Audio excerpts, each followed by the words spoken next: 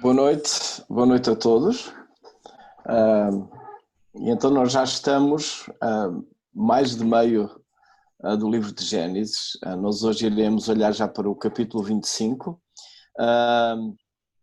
E se lembram, nós temos aquela estrutura do livro de Gênesis, que é uma frase que repete várias vezes, que afirma estas são as gerações de, e essa repetição acontece diversas vezes ao longo do livro. Como se o livro de Gênesis então fosse formado por vários livros e cada livro narra umas origens. Portanto, temos origens do céu e da terra, depois temos de Adão, depois temos, estou a saltar vários, depois temos Tera, onde nós lemos sobre a vida de Abraão, e nós hoje iremos olhar para duas, uma delas bastante pequena, a de Ismael, e depois iremos olhar para a de Isaac, e não vamos ver de uma vez todo este livro, porque ele é bastante, esta secção ainda é bastante extensa, mas iremos ver alguns capítulos e algumas partes apenas hoje, dando alguns destaques. Eu tinha então pedido também para fazerem a leitura dos primeiros 6 versículos do capítulo 26 de Gênesis e também os primeiros 5 versículos do capítulo 28. E se fosse possível, então agora temos essa leitura, eu agradecia para depois entrar nos slides e a não voltar a tirar.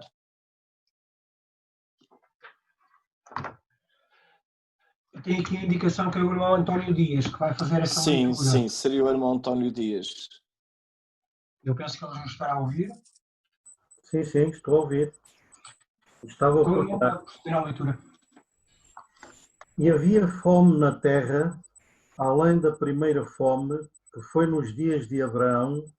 Por isso foi-se Isaque a Abimeleque, rei dos filisteus, em Gerar. E apareceu-lhe o Senhor e disse: não desças ao Egito, habita na terra que eu te disser. Peregrina nesta terra e serei contigo e te abençoarei, porque a ti e à tua semente darei todas estas terras e confirmarei o juramento que tinha jurado a Abraão teu pai. E multiplicarei a tua semente como as estrelas dos céus, e darei à tua semente todas estas terras, e em tua semente serão benditas todas as nações da terra. Porquanto Abraão obedeceu à minha voz e guardou o meu mandado, os meus preceitos, os meus estatutos e as minhas leis. Assim habitou Isaque em Gerar. E 28, 1 a 5, não é verdade, irmão? Sim.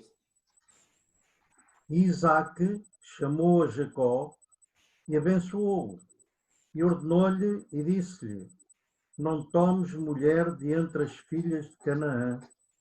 Levanta-te, vai a Padã-Arã, à casa de Betuel, pai da tua mãe, e toma de lá uma mulher das filhas de Labão, irmão de tua mãe.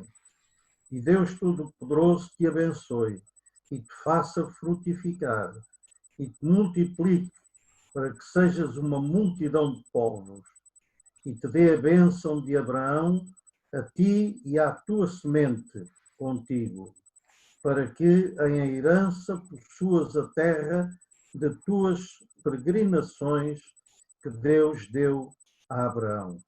Assim enviou Isaque a Jacó, o qual se foi a Padã-Arã, a Labão, filho de Betuel, arameu, irmão de Rebeca, mãe de Jacó e de Isaú.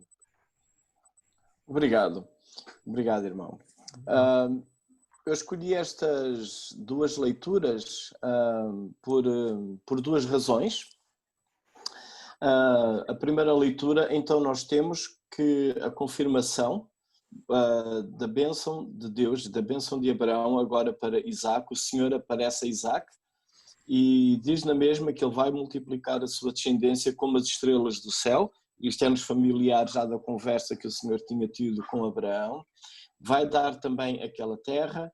Na tua descendência serão abençoadas todas as nações da terra. Portanto, estamos a notar que aquela palavra que o Senhor tinha dito a Abraão no início desta secção de Gênesis 12 e foi reafirmada várias vezes, agora o Senhor está-se a dirigir nos mesmos termos a Isaac, portanto, como que aquela palavra de bênção a Abraão agora é passada para Isaac. E apesar de nós vermos que há aqui alguma relutância nestes capítulos da parte de Isaac, mas vemos que depois finalmente, lá no capítulo 28, ele começa a perceber que afinal a bênção de Abraão não vai passar para o seu filho Esaú, mas que essa bênção vai passar para o seu filho Jacó. Então ele diz: o Deus Todo-Poderoso te abençoa, te faça fecundo, multiplique para que venhas a ser uma multidão de povos e te dê a bênção de Abraão a ti e à tua descendência contigo. Então também tem a promessa em relação à terra. O que nós temos aqui outra vez é mesmo o grupo de ideias em que afirmam a bênção do Senhor tinha sido prometida a Abraão, agora ela é reiterada para Isaac, e Isaac reafirma esta mesma bênção para o seu filho Jacó. Contextualizando a porção que nós iremos olhar hoje para todo o livro de Gênesis, então estas origens, estes livros de histórias, de genealogias das origens de céus e terra, também origens de várias descendências. Nós temos a parte verde, é aquilo que nós já temos abordado, e hoje nós iremos olhar o ponto 7 e o 8, então a história da linhagem de Ismael, que é bastante breve, só dos versículos 12 ao 18 do capítulo 25, e vamos estar então a estudar a parte da história da família de Isaac, que vai incidir maioritariamente sobre Jacó, e não vamos ver, nós hoje não iremos até ao capítulo 35, versículo 29, vamos ficar um pouco antes, porque temos aqui alguns detalhes que precisamos de dar atenção. A primeira parte então, isto é o que nós iremos olhar hoje, até ao capítulo 28, versículo 9, temos então a narrativa, a história de Ismael e também de Isaac. A história de Ismael são poucos versículos, do 12 ao 18 do 25, e na história de Isaac nós podemos como que considerar vários momentos. Hoje iremos olhar para 4. Portanto, nós temos primeiro o nascimento e genealogia, depois a segunda parte, nós iremos ver que Esaú vende o seu direito de primogenitura a Jacó. Temos parece que é um desvio da narrativa, em que eles passam por Gerar, Abimeleque, parece que a história se repete, a história de Abraão, estando numa corte estrangeira, dizendo que a esposa é irmã, aqui repete-se com seu filho Isaac, não no Egito, mas com Abimeleque, e depois nós temos de novo a tensão entre Esaú e Jacó acerca de primogenitura, bênção, em que agora Jacó apropria-se da bênção de Esaú, e iremos terminar esta secção hoje. A história de Ismael, ela é bastante breve, portanto nós estamos a notar que o Senhor prometeu bênçãos para os descendentes de Abraão. No entanto, nem todos os descendentes de Abraão são os filhos da promessa, são filhos da bênção que o Senhor prometeu a Abraão. Portanto, há ali um fio condutor que, sim, toda a família de Abraão vai ser abençoada. Já vimos que Ismael aqui, ele vai ter a sua bênção, já vimos que havia outros filhos de Quetura, mas de facto o texto detém-se na questão daqueles que são os chamados filhos da promessa, Isaac e mais à frente Jacó. Então a história de Ismael era muito breve. No versículo 12 do capítulo 25 nós temos apenas um título, uma breve introdução que nos leva para quem é Ismael. Depois temos também, curiosamente, 12 tribos de Ismael. Aliás, os filhos de Quetura também são numerosos. Temos também os de Ismael, também o de Naor, também tem 12 tribos. Temos então os descendentes de Ismael do versículo 13 até ao versículo 16. E depois então nós temos um breve sumário da vida de Ismael, que inclui também a sua morte. Isto é o versículo 17, diz apenas que os anos da vida de Ismael foram 137, morreu, e é interessante, em vez de ter a fórmula e foi sepultado, temos antes foi reunido ao seu povo, e depois o versículo 18 termina com o espaço geográfico, digamos assim, que os seus descendentes habitavam, e estabeleceu fronteira a todos os seus irmãos, o que denota aquela palavra fronteiro, no texto original de Ló, ali alguma ideia de tensão, de estar contra, de haver algumas tensões com então os seus irmãos. Portanto, a coisa não vai ser assim tão pacífica. É interessante nós vermos que Deus irá usar estes descendentes de Abraão para também trazerem alguma correção, algum ensino também ao próprio povo escolhido pelo Senhor, para Deus se revelar, e Deus vai usar todos estes outros grupos e nações para lidarem também com o seu próprio povo. A história de Isaac, ela é bastante longa, portanto ela prolonga-se até ao capítulo 35, e nós hoje iremos olhar para esta parte que temos aqui em amarelo. Portanto, são 4 momentos: nascimentos, genealogias, a questão da primogenitura e depois aquela parte por gerar, e então Jacó rouba a bênção de Esaú, mas convém nós também termos em mente todo o resto que nós temos. Temos um segundo momento com Jacó, que já vai saindo para o exílio, digamos assim, em Padan, onde ele vai passar alguns anos com Labão, e vai ser um tempo tremendo de crescimento para Jacó. E depois nós temos também a transição, da mesma forma que houve uma transição de Abraão para Isaac, irá também haver uma transição de Isaac para Jacó.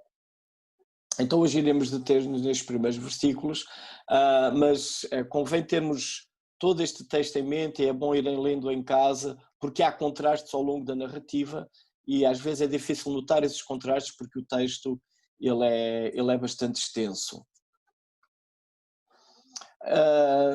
De novo temos aqui aquele esquema de estruturas que ajudam a ver as partes centrais, e nós então temos aqui esta estrutura destes capítulos que narram a vida mais de Jacó do que de Isaac, apesar de ser a história de Isaac. Não sei se recordam que também eram as gerações de Tera que focaram na vida de Abraão, e agora são as gerações de Isaac que vão focar principalmente na vida de Jacó. O ponto que nós temos aqui, central, então iremos ver alguma parte hoje, não tudo, que é precisamente as bênçãos do pacto sobre Jacó e o seu exílio, ou seja, quando ele está precisamente fora. Nós hoje iremos ver o A, B e C, e depois os paralelos C', B' e A' iremos ver posteriormente. É interessante que nesta estrutura, aquele ponto D, ele tem em si próprio, como vem os capítulos, é do capítulo 28 até ao 32, e este capítulo, sendo nesta estrutura o de destaque, o central, ele tem dentro de si próprio uma outra estrutura. Eu vou tentar mostrar aqui. Portanto, agora a letra D continua ali a laranja, mas ela agora como está desmultiplicada em 5 pontos. O primeiro e o segundo são paralelos, e o terceiro não tem qualquer paralelo. Então Raquel e Lia, e então temos ali o nascimento das tribos, digamos assim, de Jacó. E esta é a forma como então a história de Isaac ela está estruturada, está organizada. Portanto, temos como que 2 pontos centrais: as bênçãos do pacto em Jacó, sobretudo quando ele está longe, afastado da terra, da promessa, e depois também o momento em que Raquel e Lia se vêm a tornar as mães das tribos que irão dar então posteriormente origem à nação de Israel. Estou agora já a ter em mente quando eles saem do Egito, não como uma pequena tribo, mas já como uma nação, já saindo do Egito com Moisés.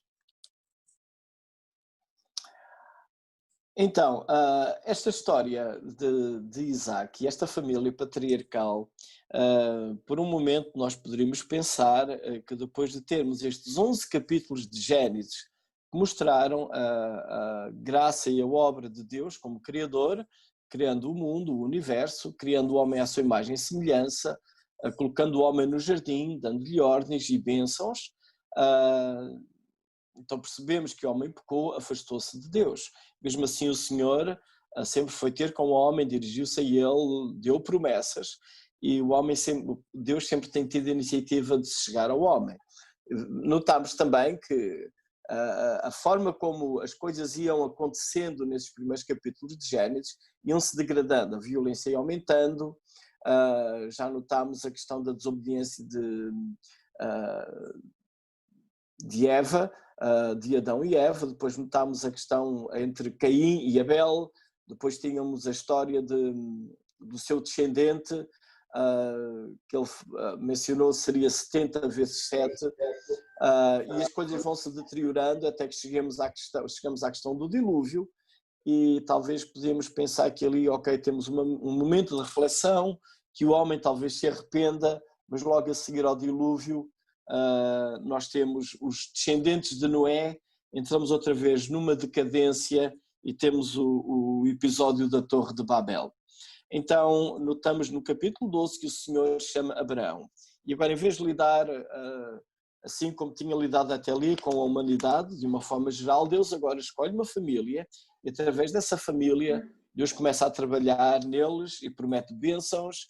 E percebemos que Abraão, que vinha de um ambiente politeísta, pouco a pouco ele vai sendo desafiado e vai conhecendo quem é o Senhor, ele vai ter que crescer em fé, vai ter que compreender que Deus tem promessas e Deus cumpre as promessas que lhe dá, ainda que nem sempre Abraão siga rigorosamente à risca e demonstre que tem fé naquilo que o Senhor promete, portanto ele vai fazendo alguns erros ao longo da vida, mas há a graça do Senhor, o Senhor continua a chegar a Abraão, renova as suas promessas, e temos aquele testemunho tremendo quando ele, em obediência, sobe ao monte com Isaac, e podemos imaginar as emoções e toda a carga que terá ali acontecido, não somente com Abraão, mas também com Isaac. Ele passar aquele momento em que está ali com o pai no monte, vê aquela providência divina do Cordeiro e acaba por retornar à sua família com o pai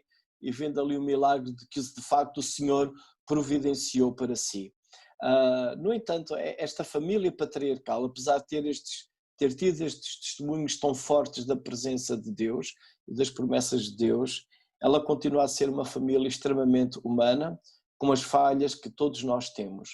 E este quadro que nós estamos a ver nestes capítulos, sobretudo estes 4 elementos familiares, Isaac, Rebeca, Jacó e Esaú, há aqui um enredo tremendo, que nada iria apontar que esta seria a família que o Senhor escolheu para se revelar a sua graça, a sua grandeza ao mundo, porque temos aqui tensões impressionantes, temos ódios, temos trama, temos, enfim, então Isaac ele tem alguns gostos, e lendo o texto nós percebemos que Isaac tem um gosto muito particular por algum tipo de comida, e esse tipo de comida acaba por ser esses gostos de Isaac acabam por ser um laço, uma trama na sua própria vida. Por causa disso ele tem um filho favorito, que é Esaú. Esaú, ele é caçador, então parece que Isaac tinha uma predileção pelos guisados, pela caça que Esaú iria trazer. Então Esaú passa a ser o filho favorito de Isaac. Por outro lado, Rebeca tem um outro filho que é o favorito, que é Jacó. O favorito é mais pacato, ele está mais ligado à casa, parece que ele tem modos mais gentis, de alguma forma mais civilizado, e a Rebeca tem a predileção por ele. E também podemos perceber, e isto logo desde a nascença, que existe uma tensão entre os dois irmãos. O que é interessante é que todos estes gostos, digamos assim, estas características destes personagens, vão acabar por trazer um custo elevado às suas próprias vidas. Por exemplo, Isaac, ele acaba por perder a família, ele acaba, por alguma razão, há um distanciamento entre ele e a Rebeca. Ela está na trama em que Jacó, ela está envolvida na trama em que Jacó vai enganar o seu próprio pai, quase cego. Ele acaba por perder Jacó, porque Jacó tem que se afastar por causa do irmão, e de certa maneira ele acaba por perder Esaú, porque Esaú fica desgostoso, porque afinal o pai só tem uma bênção, abençoou o outro irmão e para ele não tinha uma bênção em condições, digamos assim. E também notamos que naquelas listas de genealogias, Isaac perde alguns pontos na questão de figurar com mais mérito, digamos, que nestas listas de genealogias ele é mencionado, sim, o Deus de Abraão, Isaac e Jacó, mas parece que a narrativa toda salta rapidamente de Abraão para Jacó, e Isaac fica um pouco ali no meio, apesar de no início ele ter tido algumas boas atitudes no início da sua vida, mas parece que no fim da sua vida os seus gostos o dominaram e acabaram por trazer alguns dissabores. Esaú, por outro lado, parece que ele é um pouco impaciente. Ele não está a ver muito bem esta questão da promessa que o Senhor tinha dado ao seu avô, a Abraão, e a promessa que Deus tinha dado também ao seu pai. Ele não está a ver muito isso. O facto de ele ser o primogênito para ele não tem muita importância, sobretudo quando ele regressa e tem fome. Parece que ele é mais do impulso, do momento, daquilo que acontece o aqui e agora, e isso custa-lhe o direito de primogenitura e mais tarde vai-lhe custar também o direito de bênção. Rebeca, claro, é a mãe de Jacó, a mãe de um dos patriarcas, mas ela colaborou aqui, teve uma ideia de uma trama que lhe vão trazer muita decepção. Ela chega até a lamentar porque perder os 2 filhos num dia, mas de alguma forma ela acaba por perder também os seus filhos e quase que acaba por ficar também no anonimato.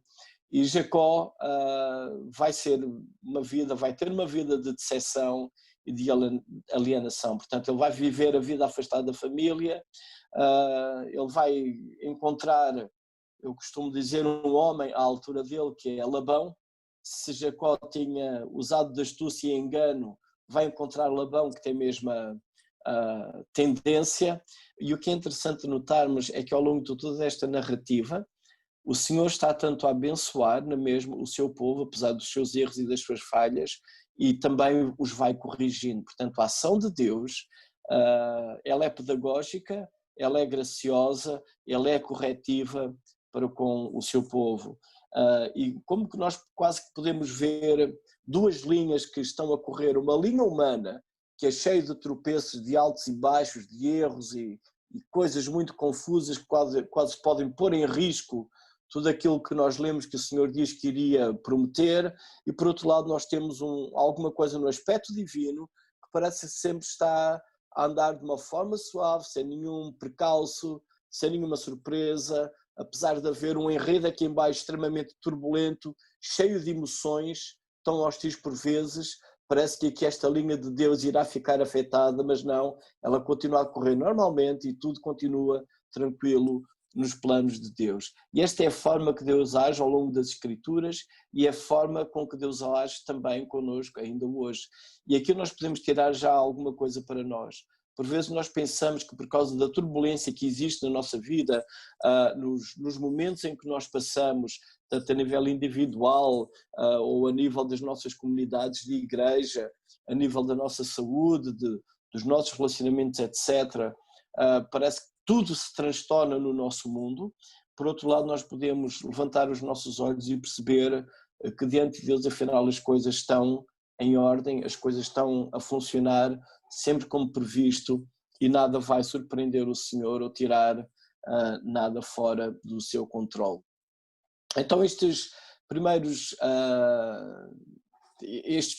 momentos da narrativa aqui da história de Isaac, olhando agora para o capítulo 25, versículo 19, então nós temos, estas são as gerações de Isaac, filho de Abraão, e Abraão gerou a Isaac. Portanto, esta seria uma primeira introdução, estou a ler o versículo 19, e temos aqui um versículo em que os eventos acontecem muito rápido, mas a nível histórico o versículo é extremamente longo. Nós temos, no versículo 20, a informação de que Isaac tinha 40 anos quando tomou por esposa a Rebeca, filha de Betuel, o arameu, de Padã-Arã, irmã de Labão, o arameu. Apesar desta distância toda familiar, nós sabemos que eles acabam por ser familiares também de Abraão, por causa do parentesco que Betuel tinha com Abraão. E o versículo 21 tem alguns factos muito interessantes que nós podemos perceber. Primeiro é que Rebeca era estéril, e é onde notar que alguns episódios, alguns eventos se repetem na vida de Abraão, eles voltam-se a repetir na vida de Isaac. Então agora temos Rebeca, que é estéril. Notamos que Isaac, ele é um homem que vai diante do Senhor e ora. Ele orou ao Senhor, porque a sua esposa era estéril. O Senhor ouve as orações de Isaac, e sua esposa Rebeca, ela concebe. E olhando assim para o versículo, quase que nos dá a ideia de que então percebemos que Rebeca é estéril, Isaac ora e Rebeca tem filhos. Então talvez quase tudo acontecer no mesmo dia. Podemos pensar assim, está tudo num versículo, é tudo muito rápido. No entanto, o que nós temos aqui é uma forma de narrativa que quer enfatizar, neste caso, a fé de Isaac. Porque, olhando, nós vamos perceber que desde que Isaac ora, portanto, o que nós temos aqui são 20 anos, até que Rebeca tem um filho. Ou seja, este versículo 21, ele inclui um período que dura 20 anos. E este período, portanto, quando Isaac tem 40 anos e casa, Abraão ainda estaria vivo e teria cerca de 140 anos. Portanto, há a possibilidade, não sabemos, mas há a possibilidade de Abraão ainda ter visto os seus netos Jacó e Esaú, porque Abraão vai viver até cerca de 175 anos. Portanto, ainda é possível que Abraão tenha contemplado e tenha estado com os seus netos. O texto não diz, não podemos afirmar, mas pelo menos em termos de longevidade teriam sido contemporâneos. Mas aqui eu queria notar esta forma como o narrador de Gênesis colocou todos estes eventos no mesmo versículo: a esterilidade de Rebeca, a oração de Isaac e a resposta do Senhor à oração de Isaac. E parece rápido, tudo acontece no mesmo versículo, e levou 20 anos. Da mesma forma, eu creio que entra a ideia de perseverança, ou do orai sem cessar. Mas há alguns assuntos na nossa vida que nós entramos em oração e queremos a resposta tão rápida como é a leitura do versículo. Iniciamos o versículo 21 com um dilema, lemos no próprio versículo que Isaac orou e no mesmo versículo temos a resposta à oração. E queremos que a coisa aconteça assim em termos cronológicos. Só que esta cronologia levou 20 anos. E aqui entra a ideia daquela perseverança, aquela palavra. Perseverar, permanecer. Meus queridos, há assuntos em que nós temos que orar. E eu sei que por vezes surgem algumas ideias de orarmos uma semana ou 7 dias por alguma coisa, orar 40 dias por alguma coisa. Nós notamos aqui que Isaac não orou uma semana ou 7 dias para que Rebeca tivesse filhos, nem orou 40 dias para que ela tivesse filhos. Ele orou, levou 20 anos e o Senhor respondeu. E este é um tema que é extremamente importante para nós, orarmos, sem esmorecer, sem parar, estando convencidos que é a vontade de Deus. E Isaac sabia que era a vontade de Deus porque havia aqui promessas. Então, sabemos também que é a vontade de Deus, e nós temos isso em Timóteo, que Deus quer que pessoas se salvem. E se oramos por alguém, oramos até que essa resposta venha, até que essa pessoa conheça o Senhor, até que esse novo nascimento aconteça. Pode levar uma semana, 40 dias, 1 ano, 20 anos. A questão é se nós estamos predispostos a perseverar em oração. A perseverar em oração. E esta é uma lição que nós podemos tirar deste homem Isaac e da graça do Senhor também sobre ele. Esta questão podíamos perguntar porque é que isto é repetido na família. A esposa de Abraão era estéril, Rebeca é também estéril. A questão é que o que está a acontecer não são propósitos humanos, é o Senhor que está a dar promessas e aquilo que Deus quer fazer é da sua própria autoria. Então a esterilidade de Sara e de Rebeca, ela aponta para o poder que o Senhor tem de cumprir as suas promessas. é necessário vencer obstáculos em termos humanos. E Deus promete e tem poder para vencer cada um desses obstáculos. Ela também faz uma pergunta, nós lemos no versículo 22 que os filhos lutavam no ventre e ela faz a pergunta se é assim porque eu vivo, ela consulta ao Senhor, possivelmente temos ali talvez a utilização de um altar, algo para consultar ao Senhor, e o Senhor então dá-lhe a resposta no versículo 23, e nós já temos ali uma palavra de bênção e uma promessa, que o mais velho servirá o Pronto, já mais estou a moço. ouvir. Pronto. E temos ali já essa promessa também, que eu creio deve ter chegado certamente ao conhecimento de Isaac, e é importante nós termos isto em mente, porque mais à frente parece que Isaac ou não tinha conhecimento desta promessa, o que será de estranhar, ou então ele esqueceu completamente dela, ou teria outras ideias acerca desta promessa de Deus. E essa é uma questão que fica para já aqui com um ponto de interrogação, iremos abordá-la mais tarde. De novo, esta mesma ideia, a soberania divina prossegue tranquila, enquanto que no plano humano nós temos um enredo de trama, mentira, egoísmo, engrenagens incríveis para conseguir os seus próprios interesses, ódios, disfunção familiar, então tudo isso continua, mas nada disso acaba por impedir ou estragar aquilo que o Senhor tinha prometido.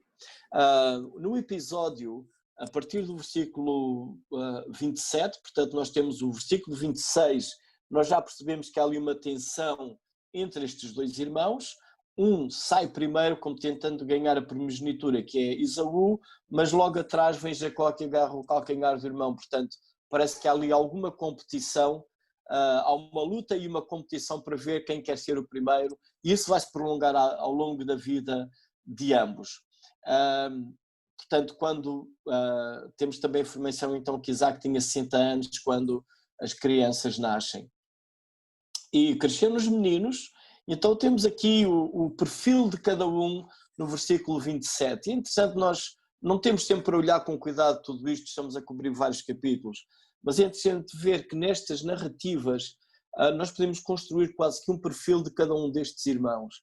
Quem era Esaú, quem era Jacó, de facto, quais eram também as aspirações de Isaac. Então, Esaú parece que ele realmente valoriza o imediato, ele vai fora, ele vai caçar, ele vai à aventura, ele é impulsivo, ele tem modos um pouco rudes e bruscos, toda a narrativa, não estou apenas a olhar para este versículo, agora o versículo 28, mas todo o resto da narrativa, e parece que Jacó fica mais por casa, era um homem pacato, habitava em tendas, mais civilizado, também mais calculista, uma característica que eu tenho ali pouco polida, como o aldrabão, ele era astuto.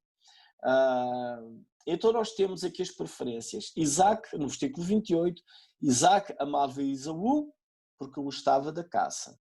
E Rebeca amava Jacó, talvez por ele estar mais em casa e ser mais sossegado e pacato. E nós aqui temos o primeiro problema desta família. É uma família disfuncional. Quando este ambiente existe numa família e há favoritismo de alguém, é muito complicado haver um crescimento saudável. Somos seres humanos e quando dois irmãos crescem com esta tensão, de neles não se darem bem, de um dos pais gostar de um outro pai gostar do outro, isto é terrível. Isto causa danos e moças emocionais. E por vezes, nós pais, e eu sou pai também, sem nos apercebermos, acabamos por cometer este erro. Damos mais atenção, valorizamos mais um filho do que o outro. E isto causa danos. Isto causa danos. E esta família, ela acaba por ser toda ela disfuncional. Quase que poderíamos dizer que esta família não teria características para que Deus levasse os seus planos adiante. Seria melhor uma família mais estável, com mais harmonia, em que o marido e a esposa agissem como uma equipa, em que se dão bem, em que os dois filhos se dessem bem também e os pais gostassem de ambos. Mas o que nós temos aqui realmente são uma família disfuncional, quase cada um para seu lado, onde vão surgir tramas com uma violência de tal maneira que eu espero que nas igrejas, nas comunidades que nós temos, não tenhamos famílias com estas características, porque iriam dar bastante trabalho, se calhar teriam que meter a ação social ou alguma coisa do género que nós temos nos nossos dias. Dada esta apresentação que o narrador nos faz de Isaac, de Jacó e Esaú, então nós temos um momento em que os irmãos se sentam à mesa. E o quadro inicia no versículo 29. Então Jacó, o homem pacato da casa, tinha feito um cozinhado. E então Esaú vem do campo, se calhar o dia correu-lhe mal, ele estaria cansado, não temos todos esses detalhes, o narrador omite tudo isso, mas o facto é que tem ali a palavra que ele vinha esmorecido, vem do campo, podemos perceber que tem aquela ideia de cansaço, de desânimo, alguma coisa assim, e ele apenas quer comer. E há algumas coisas aqui que nós perdemos no texto, por causa das palavras. Para nós, a questão Edom e vermelho não tem nenhuma sonoridade, mas no hebraico as palavras têm essa sonoridade, como também a questão de ele ter muitos pelos, ser peludo, isso está tudo relacionado com os nomes, nós perdemos isso nas traduções. E então o que nós percebemos é que Esaú vem esmorecido e quer daquele cozinhado. E o que é que Jacó vê? Ele vê uma oportunidade de negócio. E entretanto nós podemos perceber o ambiente à mesa. E de facto este é um dos temas que me preocupa, porque a narrativa, aliás a atitude de Esaú à mesa, ela é descrita de uma forma muito interessante no versículo 34. Depois do negócio ser feito, Esaú, ele diz, de que é que me vale a primogenitura? Eu estou agora com fome.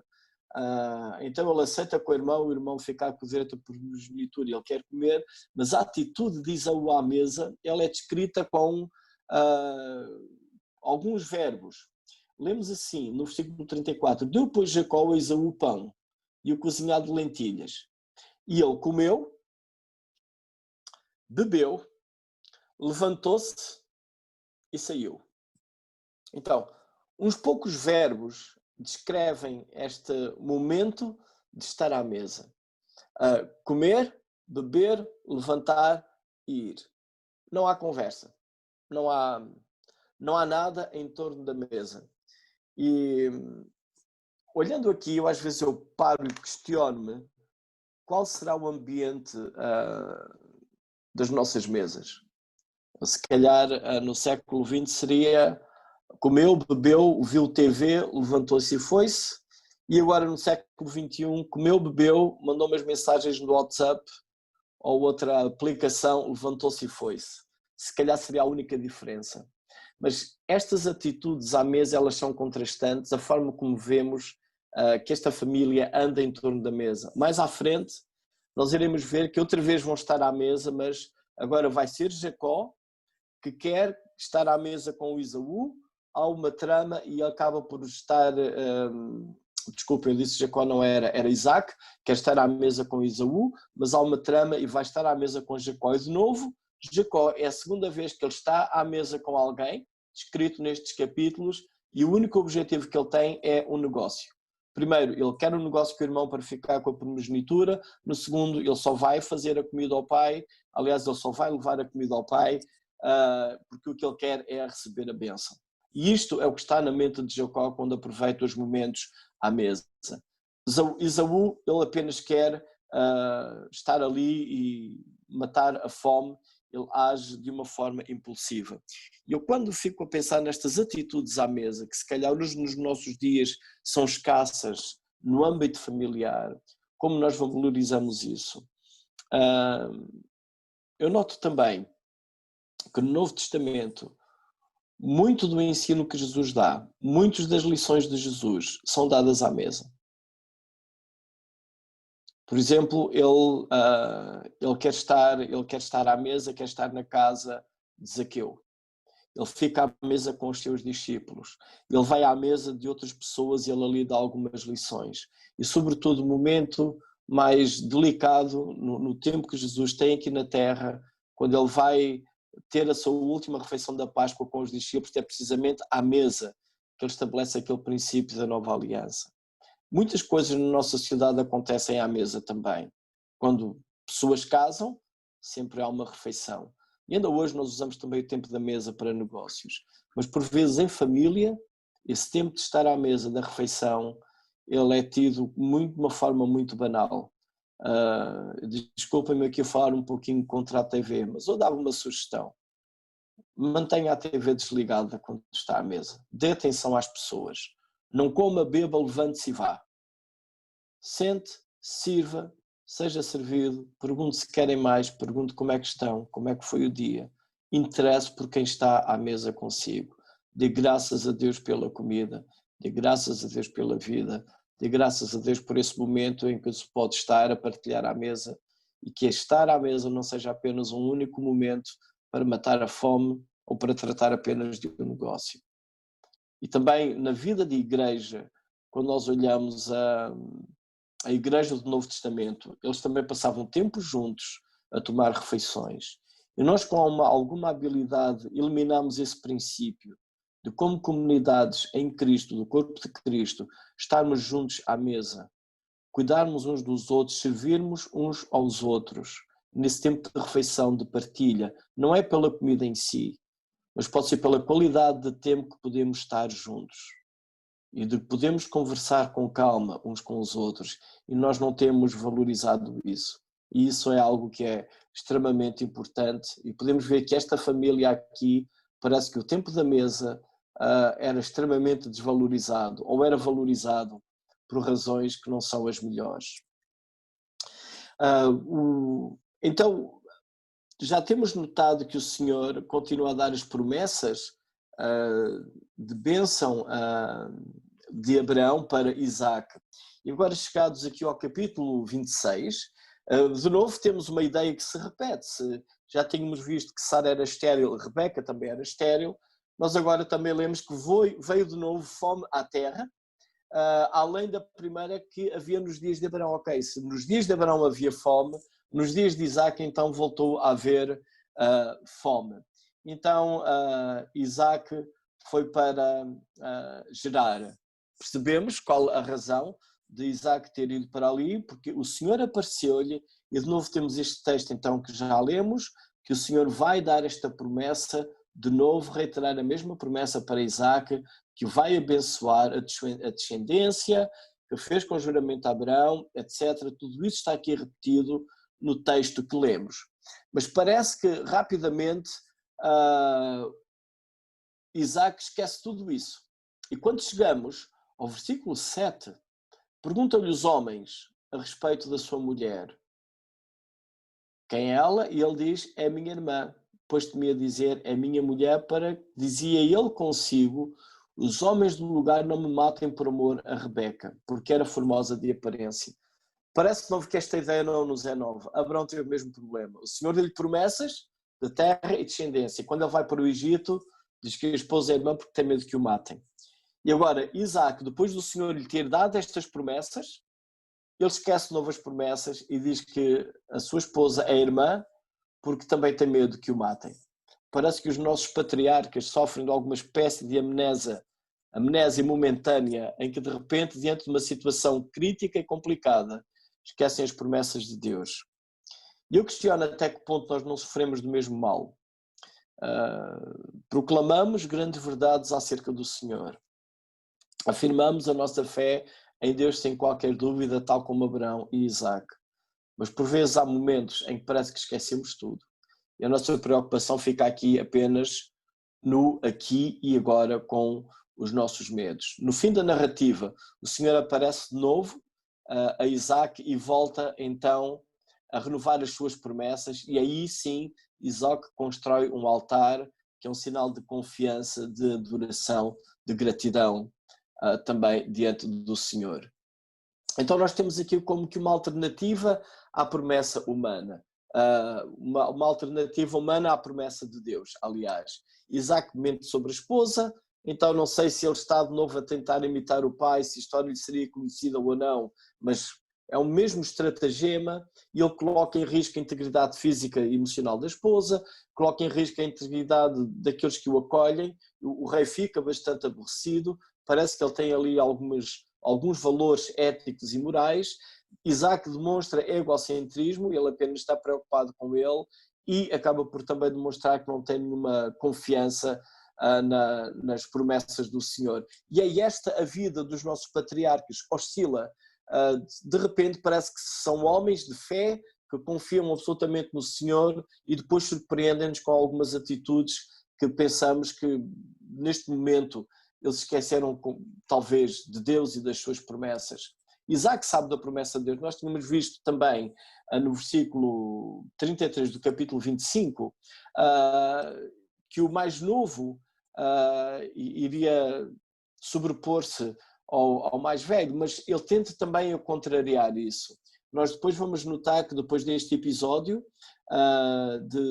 de Abimeleque, eu não vou entrar em detalhe na outra questão em que eles cavam poços, mas se nós continuarmos, temos então no versículo 1 do capítulo 27, nós temos então que, tendo-se envelhecido Isaac, já não podendo ver porque os olhos se lhe enfraqueciam, chamou Esaú seu filho mais velho e disse: meu filho, respondeu ele: eis-me aqui. Então ele disse: estou velho, não sei o dia da minha morte. Mas depois diz então no versículo 4: faz-me uma comida saborosa, como eu aprecio, traz-me para que eu coma e te abençoo antes que eu morra. E sabemos qual a intenção que Isaac tem em abençoar Esaú, porque ele vai preferir essa bênção, não sobre Esaú, mas ele vai preferir a bênção sobre Jacó, pensando que está a preferir sobre Esaú. Ou seja, de alguma forma, parece que Isaac quer contrariar aquela promessa que o Senhor tinha dito a Rebeca, acerca dos seus filhos que lutavam. E parece que aqui Esaú quer fazer algum desvio àquela promessa que o Senhor tinha dado. De facto, ele finalmente no capítulo 28, versículo 1 até ao 5, nós notamos que ele ali, depois quando Jacó parte, ele então ali ele percebe que a bênção do Senhor é para Jacó, não é para Esaú, e depois de todo este enredo, depois de ele ser enganado, eu não consigo imaginar os estragos que esta trama vão ter feito na família. Certamente Isaac soube que foi a Rebeca que teve a ideia.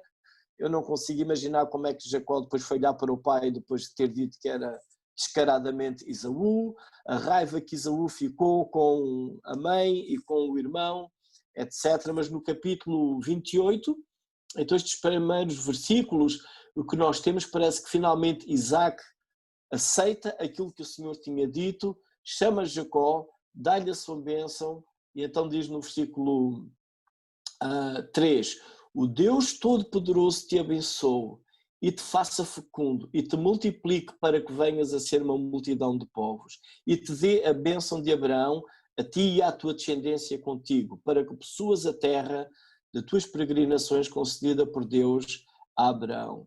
Aqui parece que agora Isaac está a fazer isto de espontânea vontade e acordo com a promessa divina. Mas ele só faz isto depois da trama, da tentativa que ele teve para abençoar Esaú em vez de abençoar Jacó. Esaú, por outro lado, ele vive o momento, despreza os valores, apenas está preocupado com o momento, parece que ele sempre vive assim, e Jacó tem um outro perfil. Ele sim procura a bênção, mas ele pensa que pode alcançar a bênção de Deus através da sua própria iniciativa, da sua astúcia, do seu esforço. Esta família patriarcal, ela tem um ambiente bastante mau, em secretismos e mentiras. E não está aqui tudo porque há outros capítulos que abordam um pouco mais isso. Mas já sabíamos que Abraão mentiu sobre Sarai, Isaac mente sobre Rebeca. Isaac e Esaú, então eles planeiam um encontro secreto para uma bênção. E fica aqui a questão, será que Isaac quer contornar ali a bênção de Deus? Parece que é um algo segredo entre Isaac e Esaú, ao filho, vai caçar, vem cá, faz uma comida, eu quero te abençoar, quase que só falta o texto dizer, isto aqui fica entre nós os dois e ninguém sabe. Talvez nem Deus sabe que eu te vou abençoar. Isto se calhar é ir longe demais do texto, mas quase que dá a ideia que fica no ar. É algo secreto entre Isaac e Esaú, para que Esaú seja abençoado. Por outro lado, nós temos outra trama idêntica, um encontro entre Rebeca e Jacó, também secreto, para ter bênção, em que ela dá instruções para que ele vai ter bênção. Será que isto é uma tentativa para contornar a bênção de Isaac para com Esaú? E é este ambiente de tramas, de enredos, de mentiras que destroem e arrasam esta família.